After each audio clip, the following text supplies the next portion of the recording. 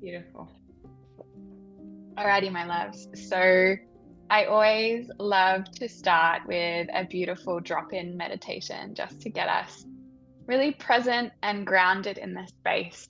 So I'm going to invite you to close down through your eyes. Take a really beautiful, deep breath in through your nose and a long breath out through your mouth. One more like this, deep breath in and a long breath out.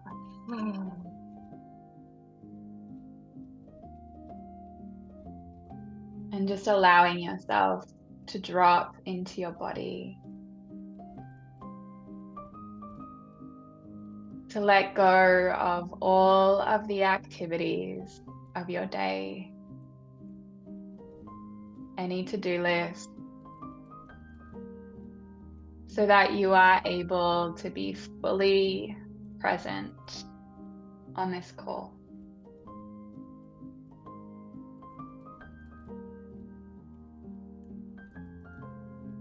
And I ask that this call serves you deeply,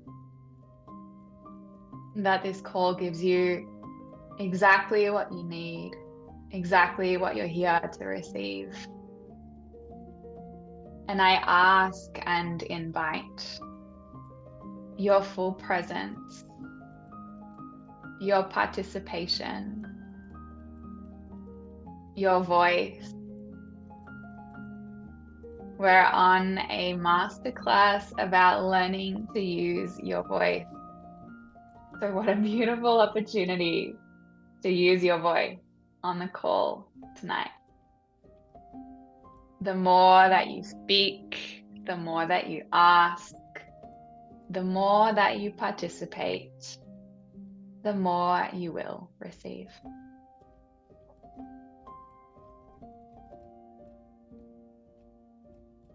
You're taking one more beautiful big breath in and a long breath out.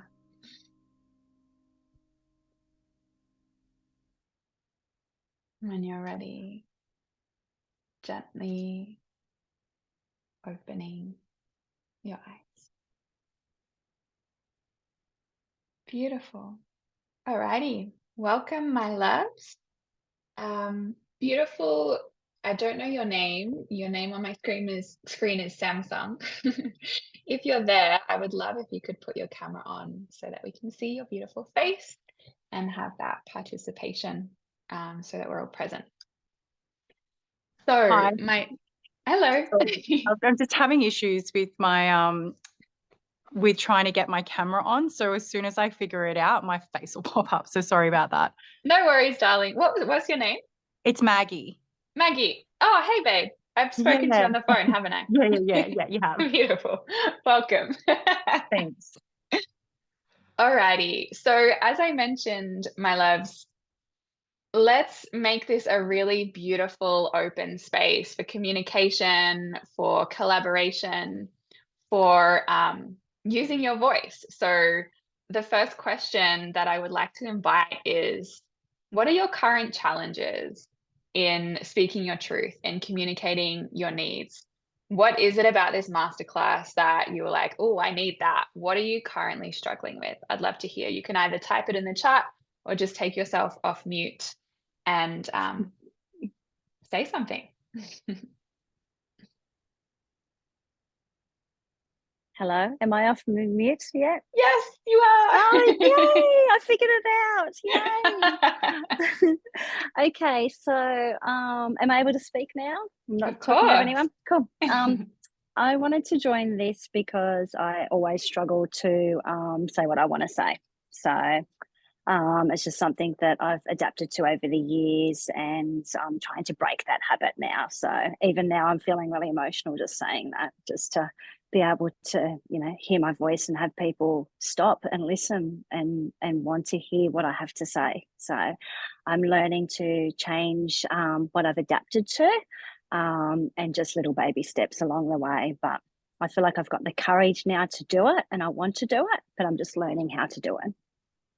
Yeah, beautiful. Thank you for sharing, my love. That's okay. Feeling that. Thanks for listening. Always. What about you, Aya?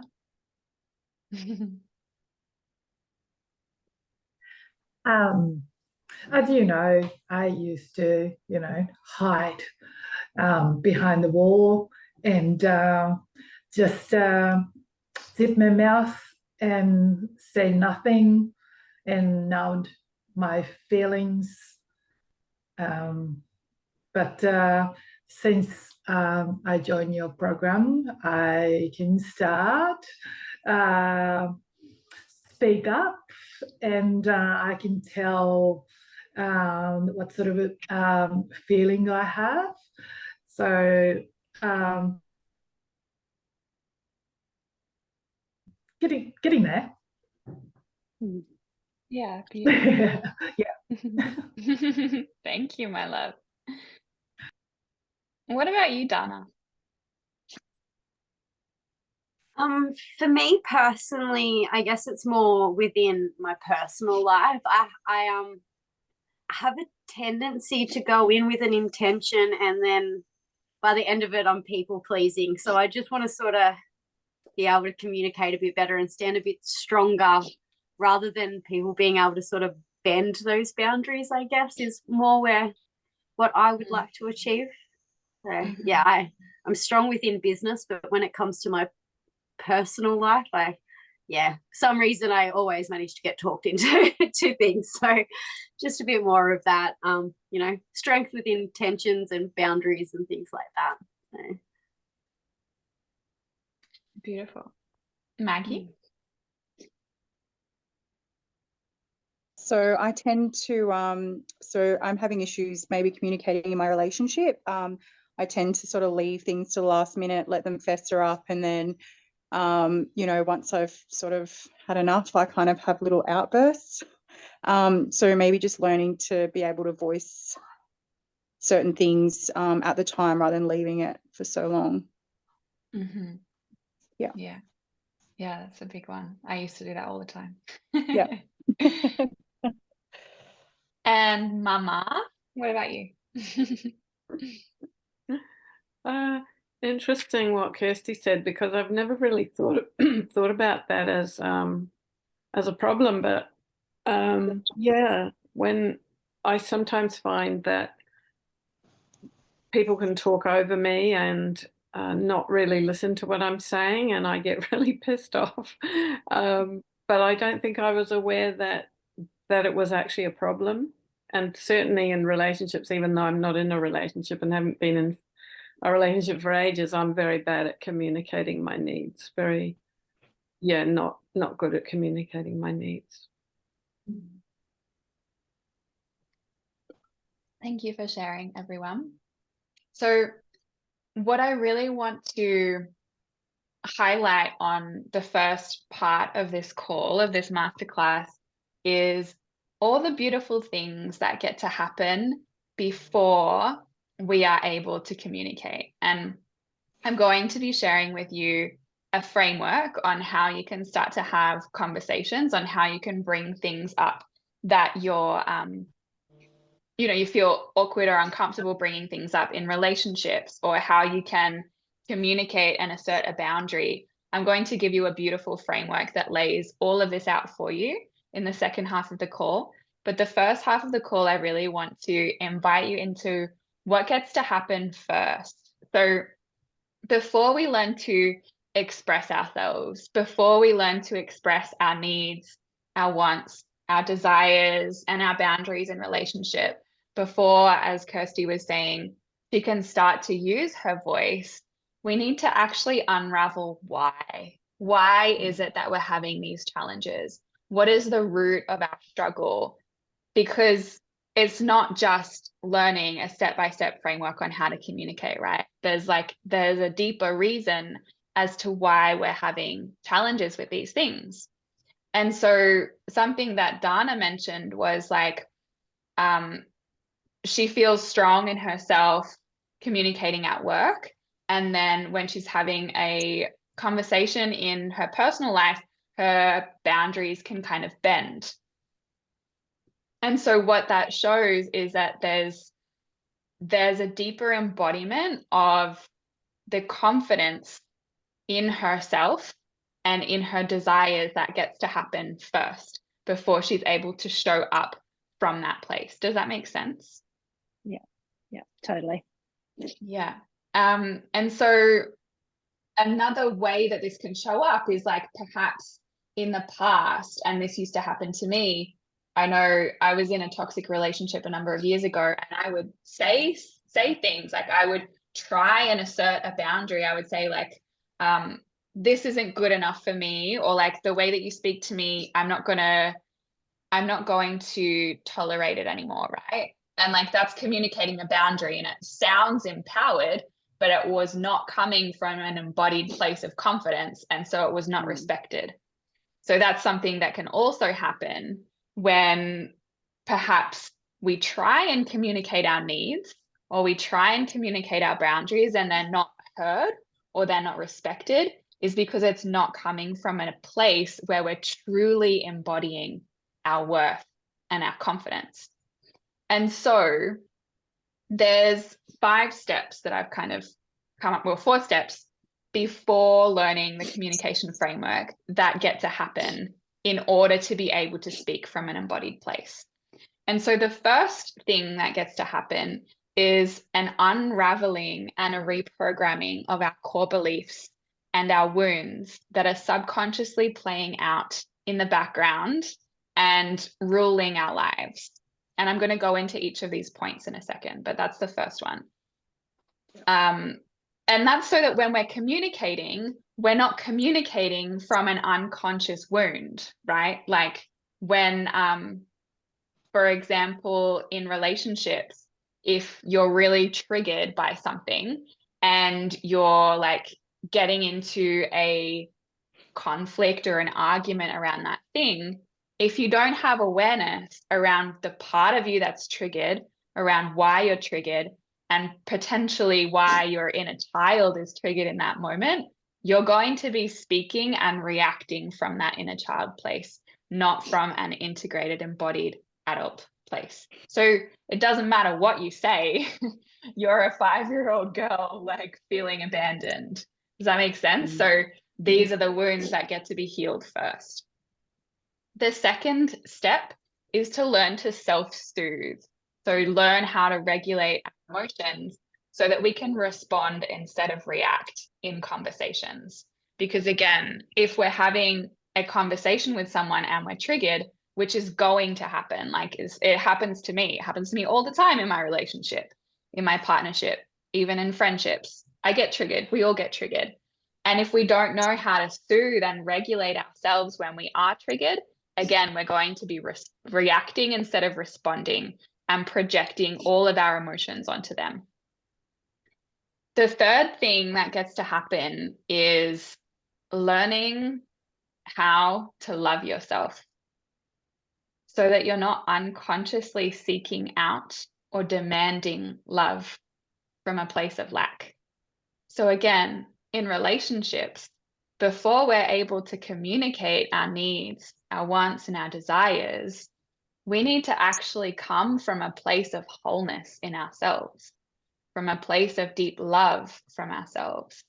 Otherwise, we are seeking or demanding that in our partner, and they're never going to be able to fulfill that. Does that make sense?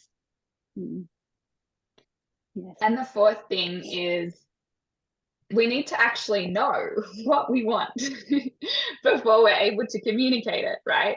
Like a beautiful lady that I was speaking to, she was like, I don't even know what I want in a relationship.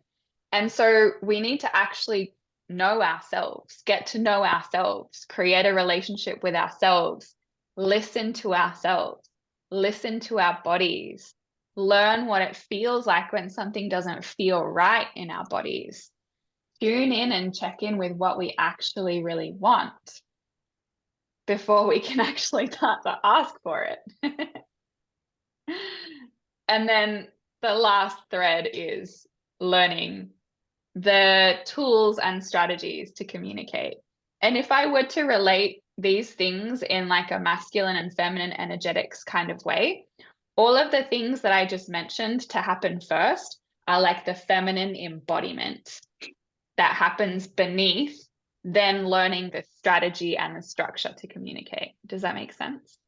Mm-hmm. So the masculine is the strategy and the structure, which is beautiful, but it's never going to work. It's never going to land without feminine embodiment, without embodiment of the belief that we're enough, without love that we have for ourselves.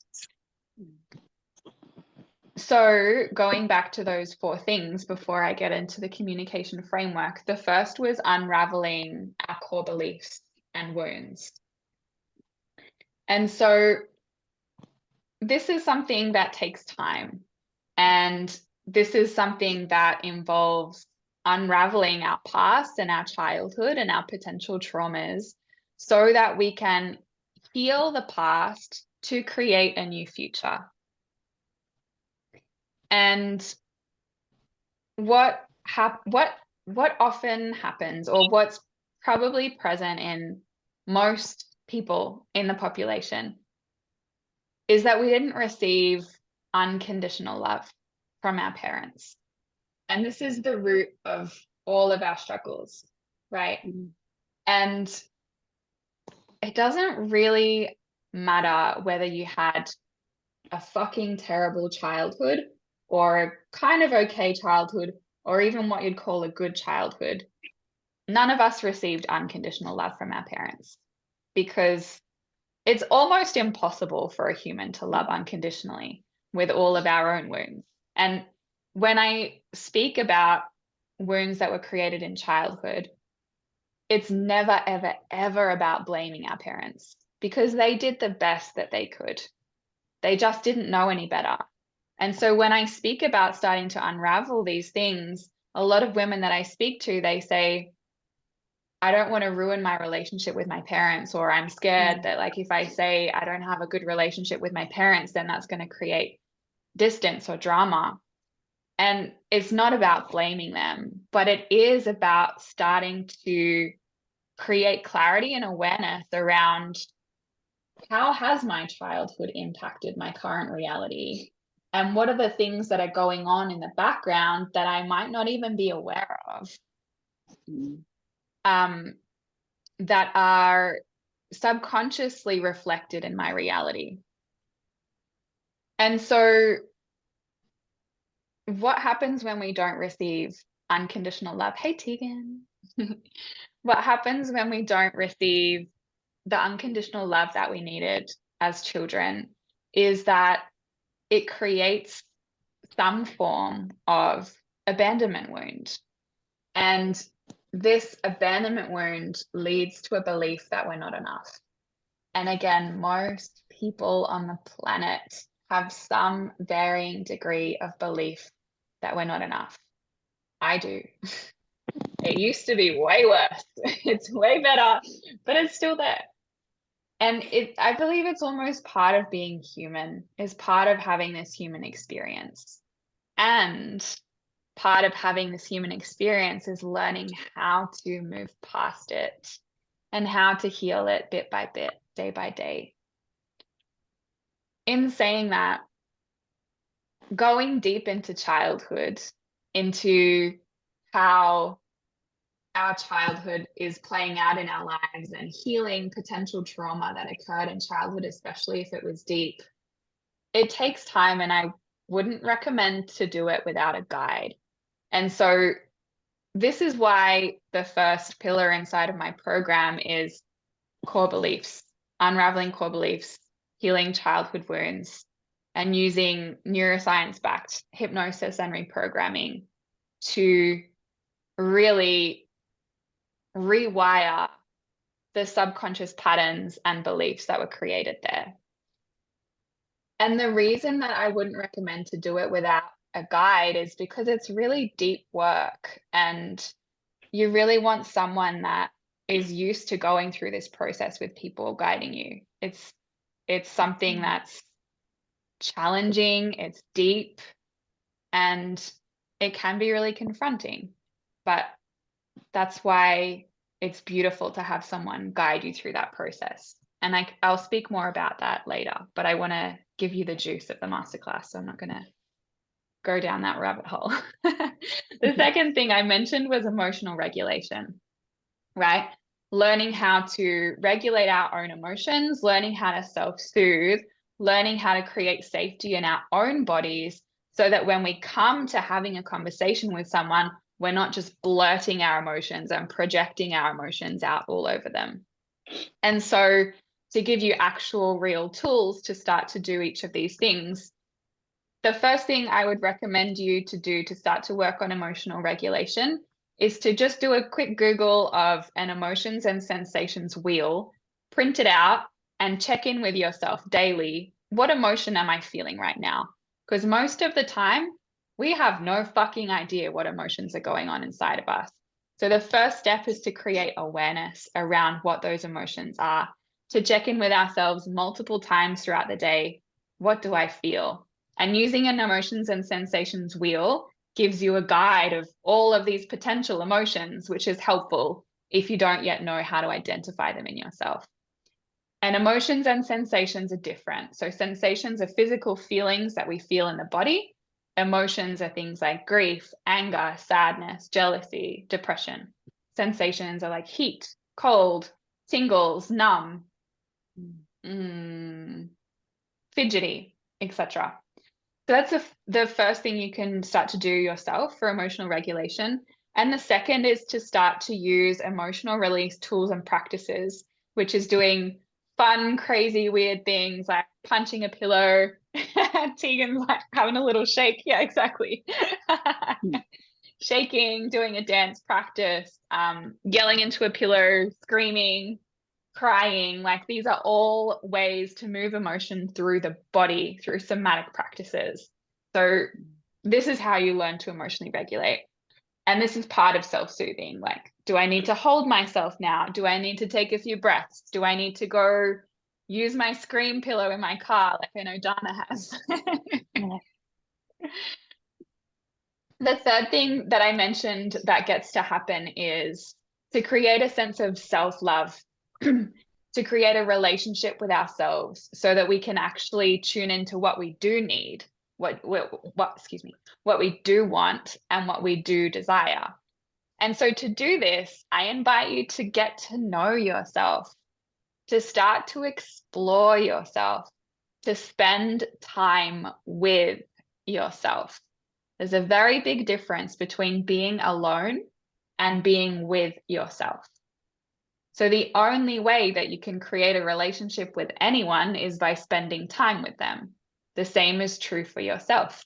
Spend time with yourself. Get to know what you like, what you don't like, what you enjoy, what feels good in your body, what doesn't feel good in your body. This is how you learn to love yourself, right? Check in with yourself, speak to yourself, journal, check in with your body.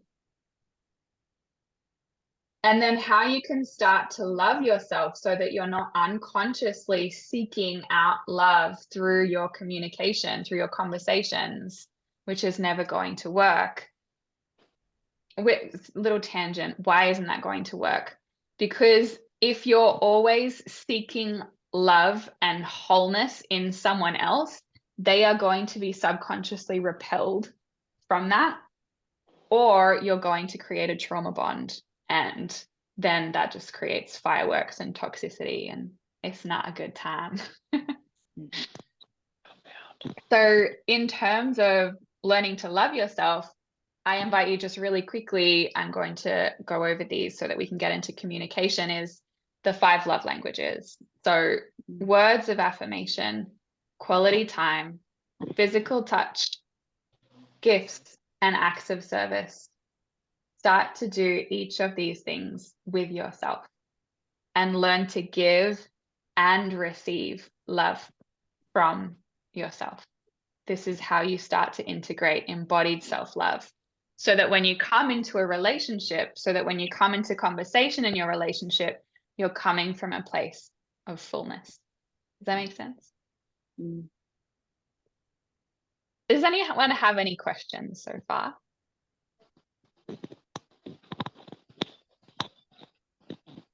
I'm aware that it's just me speaking, and I told you that you all get to use your voice.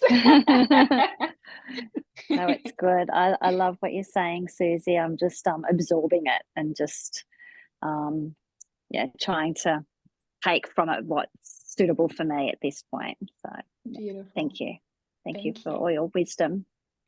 Pleasure. And the last piece is tuning into our desires. So in this process of getting to know yourself is like journaling about, what do I want? Like literally write it down. What do I want? What do I want in my relationship with myself? What do I want in my relationship with my current partner or future partner? What do I want in life? What do I want out of a job? Like really just cultivating this relationship with yourself and asking yourself these questions. What do I desire? What do I need? What is okay for me and what is not okay for me?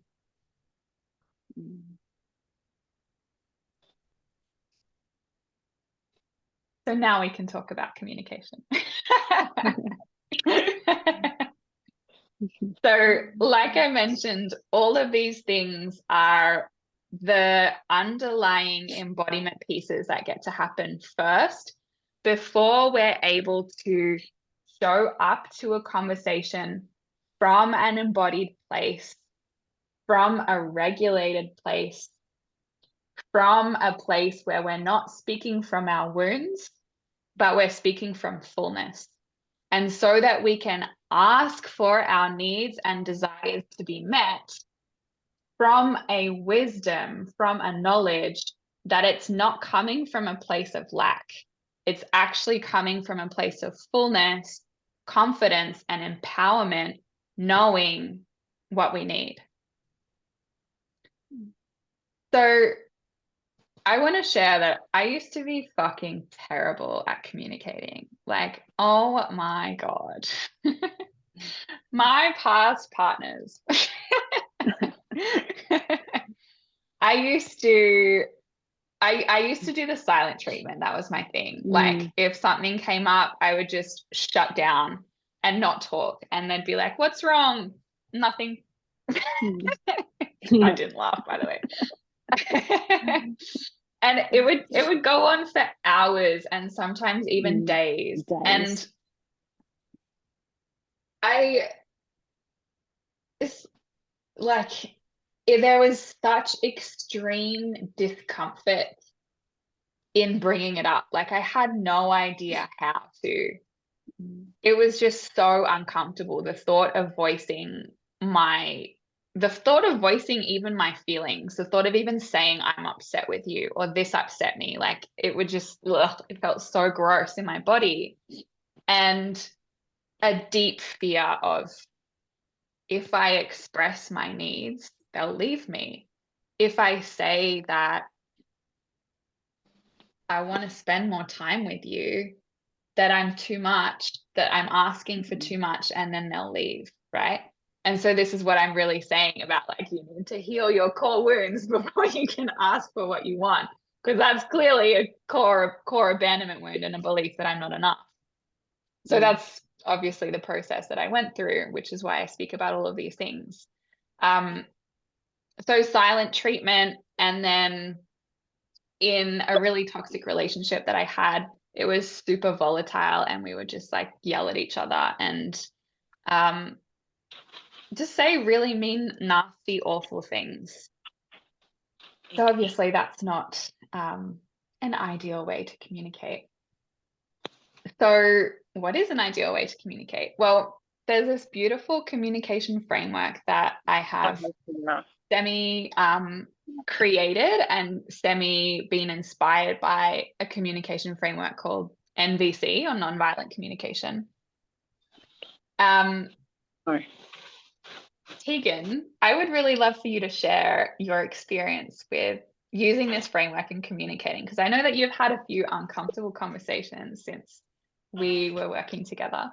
Yeah. I'd say I would be a hyper it's a bad thing to say, but like I am quite emotional. So usually when things come to me, I just want to blurt it all out. So then, you know, I've had to sit there, and I probably remember the first conversation that I actually had to have. I must have read it and rewrote it like 1,000 times of like what I wanted to express and where I wanted to get there. And I was so scared because I was scared I was going to hurt this person's feelings.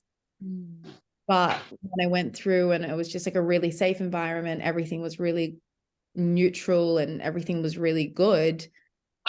I think we had one of the most amazing like conversations that we'd had. And I never hurt her feelings like I thought I was going to, and I was able to express what I wanted or where I was coming from. And I'd say now from it, like we still do back and forth with conversations. It's like obviously a process, yeah, but like it is like it's the best my relationship's been with my mother since forever. So a lot better than other attempts of conversations. Yeah, beautiful. That's so beautiful. And I want to share a personal experience that happened the other night with my partner. Is we were having this conversation in bed and we were both triggered, and I could feel my body closing off and I could feel his body closing off. And all I wanted to do was roll over, not speak to him for the rest of the night, and just shut down, which was my old pattern. And I said that to him. I said, I'm feeling triggered right now, and all I want to do is roll over and not speak to you. And I can feel myself closing off to you, but I'm not going to do that. I'm going to stay here. I'm going to speak to you. I'm going to talk about this, and I'm going to open. And it felt so scary and uncomfortable, but I exhaled, allowed my body to soften into his, and I could feel my heart opening. And as my heart opened, his heart opened. And this is vulnerability is the biggest communication hack. Allowing yourself, and it's going to feel uncomfortable, allowing yourself to open your heart and actually say what you're actually feeling and why it matters is what will allow the conversation to go so much better, so beautifully.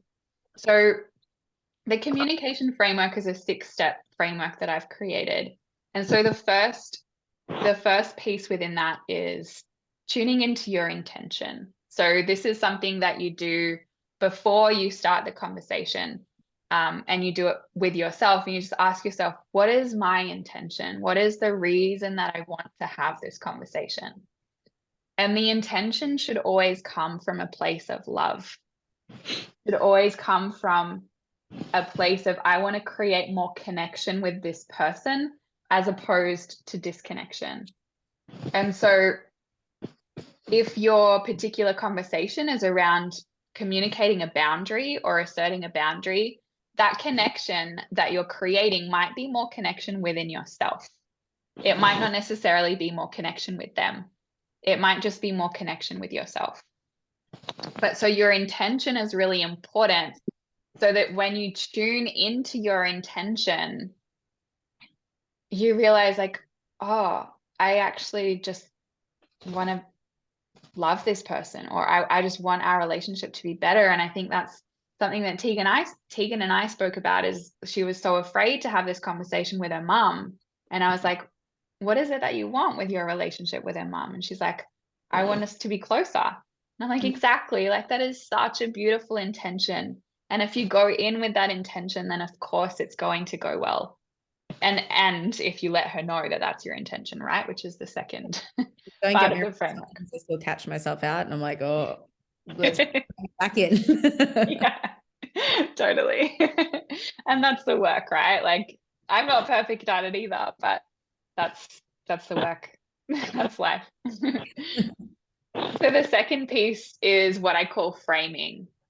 And so this is when you frame your conversation with how you'd like it to go and with your intention.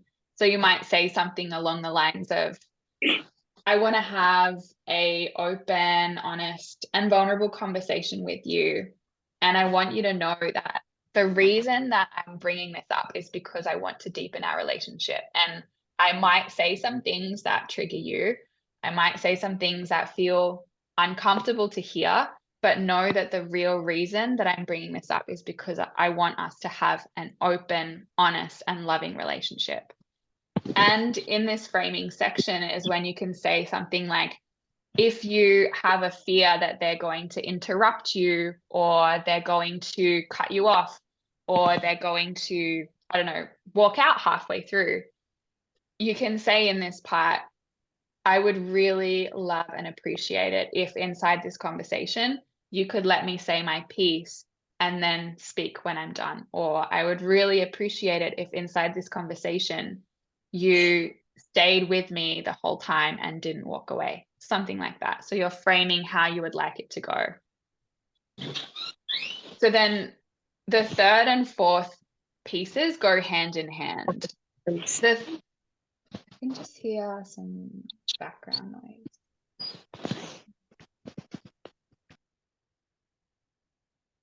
Okay. So the third piece is stating the facts, and the fourth piece is sharing your emotional experience.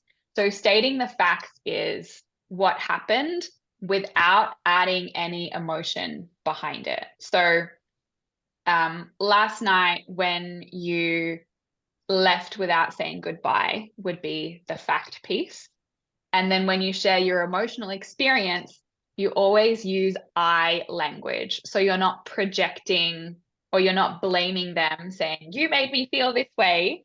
You're saying, I felt. So you are owning your own emotional experience. So with my example, fact would be, when you left without saying goodbye last night, I felt rejected and unloved. Not, you always leave without saying goodbye and you make me feel rejected. Like, or what's another way you could say it? Like, something that women do often is nag or say like little subtle passive aggressive comments like, Katie's boyfriend always buys her flowers and you never do anything like that, you know, like passive aggressive. You're not actually saying what you want. You're just like subtle nagging around the point, right? This is something that I used to do as well. So a better way to communicate that would be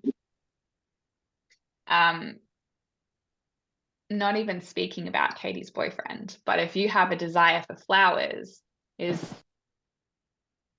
me finish and then I'll use that as an example.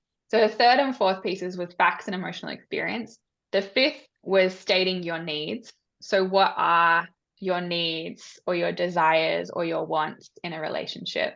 So for example, to feel loved, to feel safe, to feel heard, to feel validated. And then the sixth point is to make a request, to make a clear and concise request and ask them if they can do that. So I'll give you an example using all of those points with my flowers example. So you could say, hey, I'd really love to have a conversation with you about some things that I really desire in a relationship and things that make me feel really loved and appreciated in a relationship.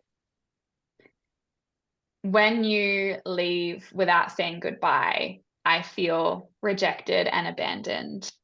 And I really need to feel loved and safe in a relationship. So is it okay with you if before you leave, you give me a kiss goodbye?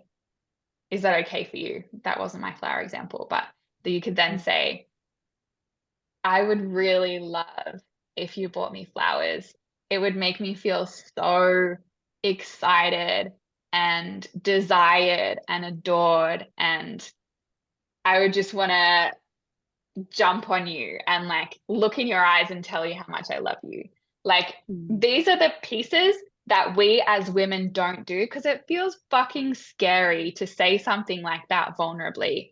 But this is exactly, and now I'm speaking about relationships specifically, but if we're talking about men and men like doing things in relationships that they currently don't do for you, you need to give them a good fucking reason to do it.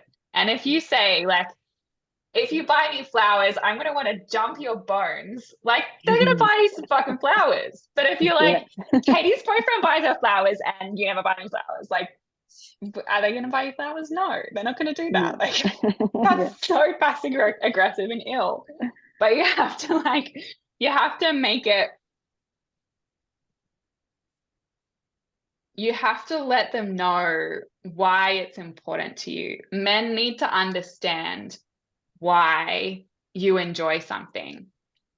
And if you're in a conscious, secure relationship, they want to do these things for you.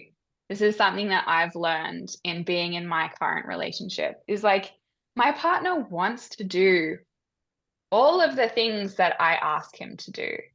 If I show him appreciation, respect, like if you don't respect a man, he don't want to do anything for you.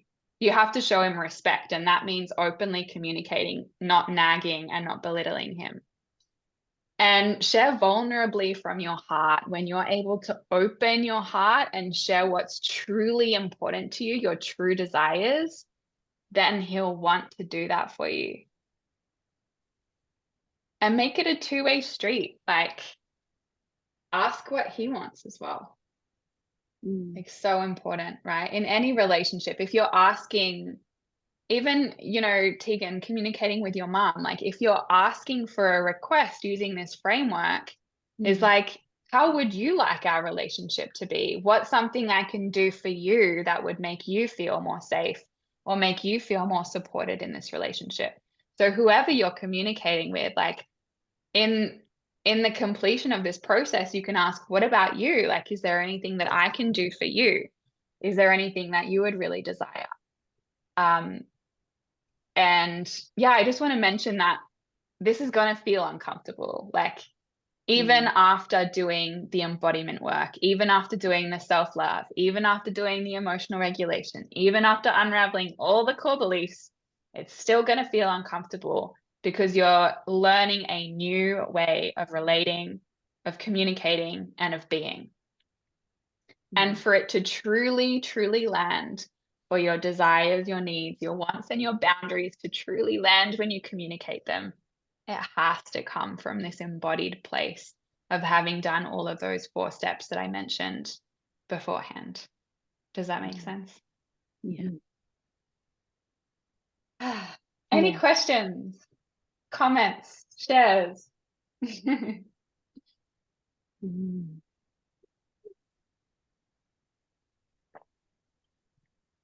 I'd say when I did it, like obviously I've done your 12 weeks, and I'd say that was the thing I put off the most. Like it was hard. It is hard. It was hard. And still is hard to like wrap my head around the conversation that like she could possibly just want the exact same thing that I wanted. Yeah. So I don't know. It is still scary. Yeah, it's still scary for me. And by the way, in my program, I teach communication last for this very reason, because all of those threads that I mentioned have to happen first so that we can come from an embodied place, and so that we're not like on shaky ground. Like Tegan mentioned, this was the thing that she put off the most, the thing that was the scariest. So we want to create a really solid, stable foundation first. What were you going to say? I was like, I was like coming towards the end of the 12 weeks. I was like, yeah, I've got this. Everything's great. I'm going perfect. I got to it. I put it off like 2 weeks. I was like, oh. Yeah. What about you, Kirsty? What's come up for you inside of what I spoke about so far? So much, so much. I'm trying to control my emotions here. A lot of it's very, very close to things that I'm trying to understand and change. Probably one thing about the communication aspect of it is how fearful I've been for so many years to even be able to speak to people. So for me to even speak with you ladies, it's huge. But I'm learning and I'm growing and I'm becoming stronger. Excuse me for one sec. And I just wanted to share, like a couple of weeks ago at work, I led a meeting of 15 staff, and I'm so proud of how far I have come to be able to do that. I must say, beforehand, I went to the bathroom and did some breath work. I was like, okay, try to control your voice, try not to be shaky, and I did it, and I was so proud of myself, and I want to continue. I want to learn, and I want to be able to achieve what I want to achieve. And ideally down the track for me, it's to have a beautiful relationship with a partner that I can communicate openly with. So Beautiful. I appreciate everything that you're saying. I'm learning. Thank you for sharing. And honoring you for using your voice and speaking up. Yeah. I know, as you mentioned, this is huge for you. So Yeah. I want to honor and celebrate that. Me too. Thank you. Me too. Proud of your strength. It's beautiful. Very good. Thank you. I'd love to hear from you, because I know that you are very similar to Kirsty in wanting to kind of hide in the background and not speak. And you've been in my program for about 5 or 6 weeks now. I'd love to hear about how that's changed for you. Actually, when I used to go to the job interview, they just ask questions, obviously, but it wasn't, even if it wasn't hard, in my head, I know what I want to say, but the words didn't come out. Yeah. And Yeah. just like hands would start shaking, and my heart was pounding so badly, and I was so just so bad. I mean, I didn't really like the interviews, having interviews, but I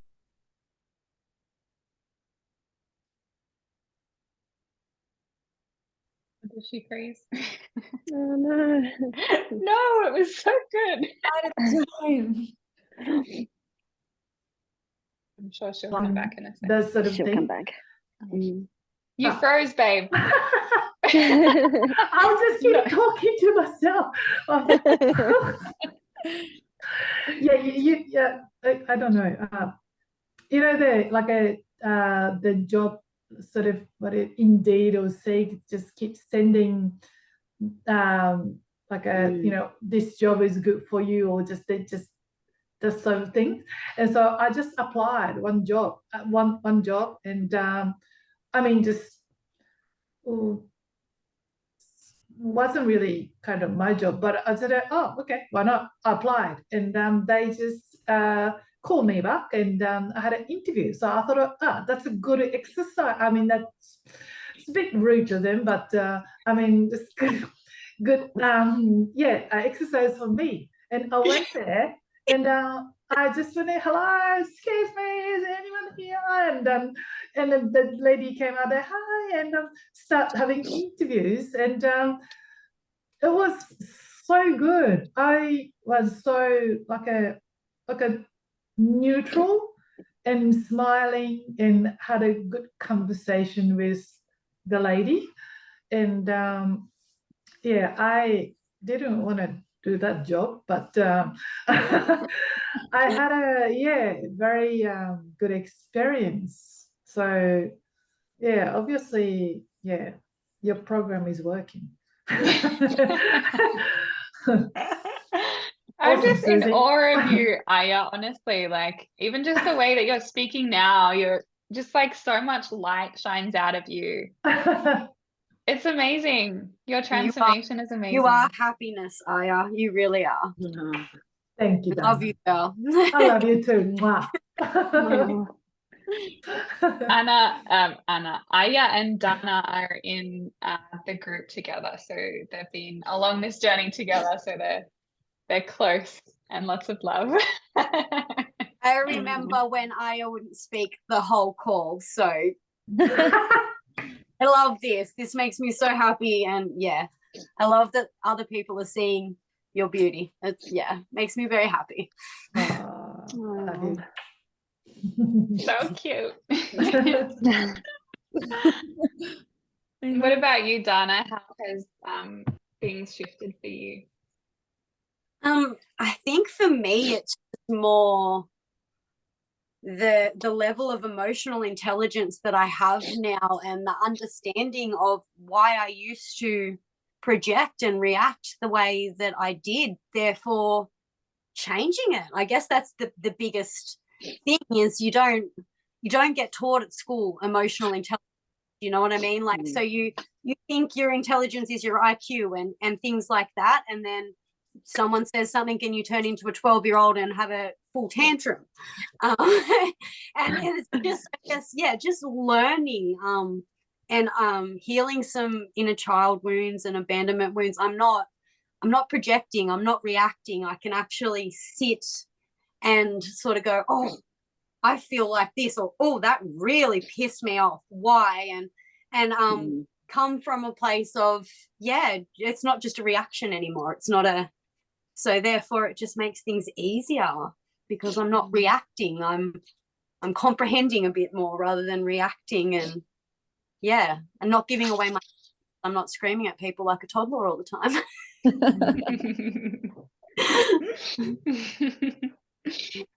So beautiful. Watching your transformation has been amazing as well, Dana. Thank you. I appreciate it.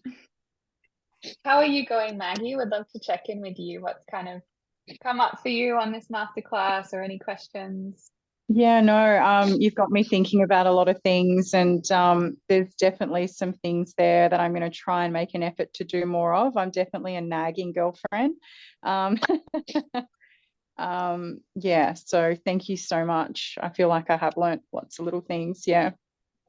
Beautiful. Yeah. I used to Yeah. be a nagging girlfriend too, so no shame. Yeah. And no shame, because we weren't taught how to communicate, right? Like, how can we do something that we were never taught how to do? So yeah, it's the process of unlearning and then relearning. Yeah. How about you, Mum? Do you have anything you want to say? Yeah, I gotta find myself a man to practice all this. I love it. No, really good, really good. Yeah, I don't know how you came out so wise from us, but yeah, so no, it's really good. I love hearing, what you say, and yeah, I mean, but seriously, I can practice it with other people as well, not just in a not just in a romantic relationship. It's really good to know for relationships in general, to not be triggered and learn how to express your needs in a much more emotionally mature way. Yeah, and you mentioned people speaking over the top of you, and so my invitation would be, like, in those moments when that happens, to check in and tune in with what's going on for me internally, and why am I triggered by this, and how can I regulate myself. And like you mentioned, it makes you angry. How can I regulate that? And then what is it that I actually want to say right now? Yeah, no, that's true. I want to start journaling, all those points, to understand all that, get clarity around that. Thank you. Pleasure. It's lovely hearing everyone. Yeah. Yeah. I just So- realized that was your actual mum. That's cute. Yeah. I was wondering why you're calling her mum. Yeah, she's my mum. It's like her name's Gail. Why does she keep calling her mum? Sorry. I thought it was funny. Because I'm a mother figure here. Yeah. Yeah. Honoring my mum. She's my number one fan. She comes to everything. Sweet. Well, I said this was going to be an hour and a half, and I'm learning to stick to my time frame. So, is there anything that anybody wants to ask me while you've got me in this space around communication, speaking your truth, or any of the other things that I've spoken about? Is there anything that you want to ask? Yeah, while you have this space to ask whatever you like.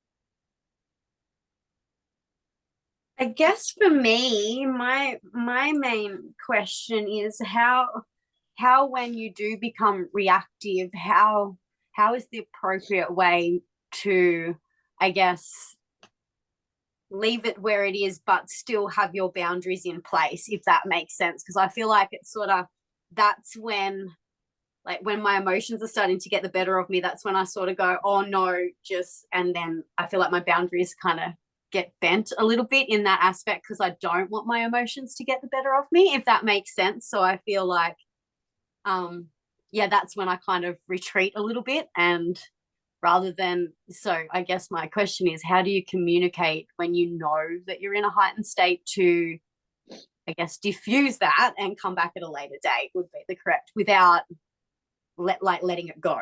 Does that make sense? Yeah, and you basically just answered your question. So if you're in a state, answered your own question. If you're in a state where you're feeling reactive and triggered and heightened, and in that moment you don't feel like you can regulate yourself enough to continue the conversation in a calm way, then you say something along the lines of, I'm feeling really triggered and emotional right now, and I don't want to project that onto you and react. So I need to go and process my emotions and then come back so that I can communicate in an open, calm, and loving way. Okay. Because I feel like that's when I sort of just go, okay, yeah, fair enough, and like let them win in a way. Does that make sense? I'm just yes, like, 100%. Yes. Yeah. I know exactly what you mean now, and I've done that in the past as well. And yes, I've noticed that tendency in myself with my partner recently of like wanting to be like, oh, never mind. Yeah. It's almost, oh no, okay, no, I know this is not going well. Just, it's okay, it's fine. Yeah. That doesn't address the issue, I guess. Yeah. Yeah. And so one option is to do what I said and like communicate that you're feeling reactive and that you need to go and process and then come back. Another option is like, and checking in with your own self-responsibility around whether you can do this in the moment or not, depending on the situation, is like having a pause before, like noticing the impulse, like almost like it's like in my body, I feel like my body is doing this. It's like pulling me like this. Yeah, it's almost like and so noticing that impulse and breathing into it and asking yourself in your mind, like, okay, I'm feeling this strong desire to retreat. Can I breathe through this, regulate myself in this moment, and continue the conversation? And maybe yes, maybe no.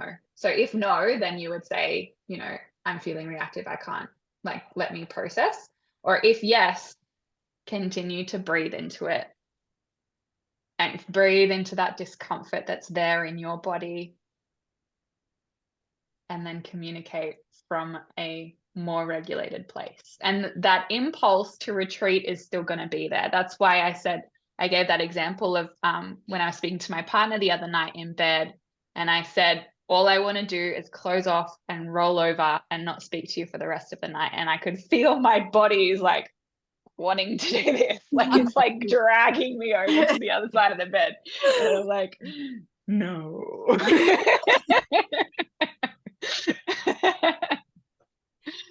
Does that answer your question? Yes, it does. Thank you. Thank you. It's just something I've noticed, like, what going through it, because like you it's almost like you overthink everything when you're going through the process, if that makes sense. And you're like, oh, I know better. Don't do that. Don't do that. And then it's like sometimes like, like I feel my body go, oh no, retreat. And that's in a way not correct either. So yeah, I guess it's just and so with that, I would say give yourself the permission to do it imperfectly. Okay. You know me too well.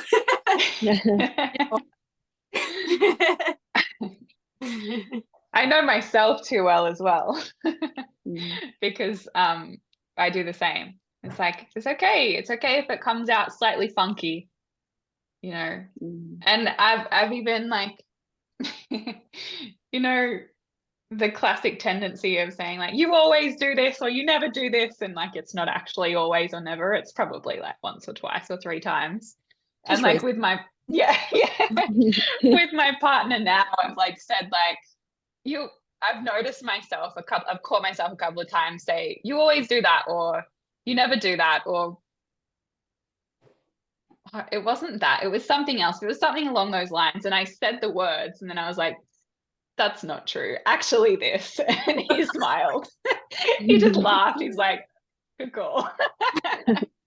And then he's done the same thing as well.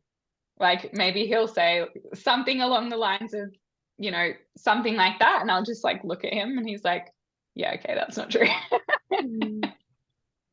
So giving yourself permission to not be imperfect, and then like being really honest, and not being stubborn, like being able to admit when you've said something wrong, when you've said something that isn't exactly true, and go back on your words. So like if you've blurted something out that's projecting, then you just say, I'm sorry, that was me reacting. That's not actually what I mean. That's not actually what I meant to say. Actually this. Does that make sense? Yeah. Like, isn't that the hardest thing to do? It's so hard for me. Yes. Oh, absolutely. I'm sure you said it along the lines. Yeah, mum can confirm this. When I was little, I was so stubborn, and I would have never gone back on my word, like ever. I'm a Taurus. Naturally, I die on my heel. Me too. I'm a Taurus too, but you can unravel the tendency to be stubborn. I'm feeling cold. I'm going to close this. Oh. Alrighty, my loves. So to keep to time, I'm going to start to wrap this up, but I really want to invite any of you that aren't already working with me, that if you felt that you resonated with what I was saying, and with each of those steps that come before learning to communicate, they're all the pillars of my program. So if you feel like that would be beneficial for you, I would love to have a conversation with you. Reach out. I would love to support and serve you. This is my mission in the world, to empower the women that have forgotten their power. And I truly believe that when we change our world, our individual personal world, we change the world around us, right? It creates the ripple effect of change. So that's what I'm here for. Highly recommend. Susie. Thank you. So any final little questions or comments before we close for the night? I can't believe that the time's up already. I was like, what? I know, me too. I'm like, I can talk about this forever. Yeah, I've just really enjoyed learning from you, and I think it will be something I'll reach out to you, and hopefully we can work together and help me along my little journey at the moment. So yeah, you'll hear from me, Susie. Thank you. Beautiful. And thank you, ladies, for just allowing me to be able to use my voice tonight and be brave enough to do so in this space. So thanks. Thank you for sharing. Very brave. Very Thank brave. you. Thanks Yeah. for sharing. I also just want to quickly connect Kirsty and Aya. You both go to Essence of Living Yoga. So just so you know, you're both in that community. So say hi to each other. Hey, I will. I'm sure you'll see each other in the studio. You both come to my Yep. Sunday classes. Oh, beautiful. On the opposite sides of the room. Yeah. Good. Alrighty, my love. So let's close just as we began, just with a beautiful short little drop in Medi. So getting nice and comfy in your seat. Coming back into your body and your heart after this big long call. Taking a really beautiful deep breath in through the nose.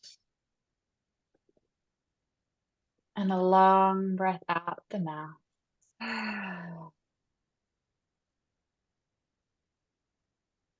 And just allowing yourself to integrate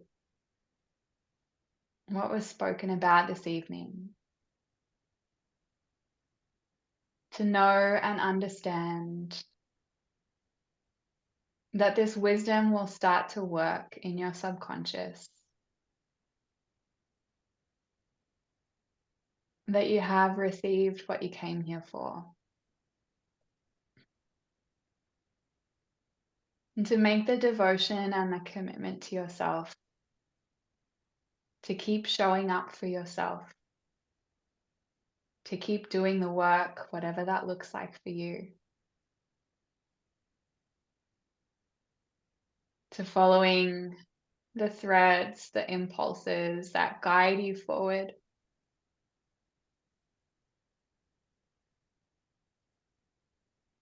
To read the books, listen to the podcasts, do the courses, work with the coaches and mentors that resonate with you, the ones that speak to your heart.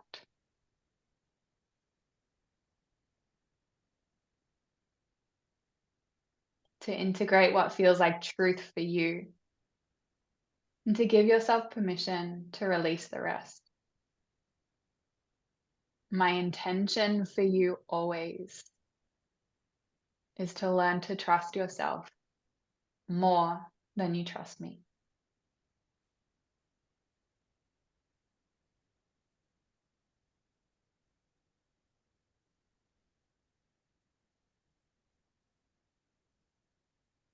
And so if you're feeling any pulls or steps to take beyond this masterclass, whatever they may be, committing and devoting to doing them. Whether that's having a conversation, bringing something up, reaching out to me, beginning to journal, or all of the above. Committing to what feels like your next step. And in so doing, you are cultivating self-trust by doing the things you say you'll do.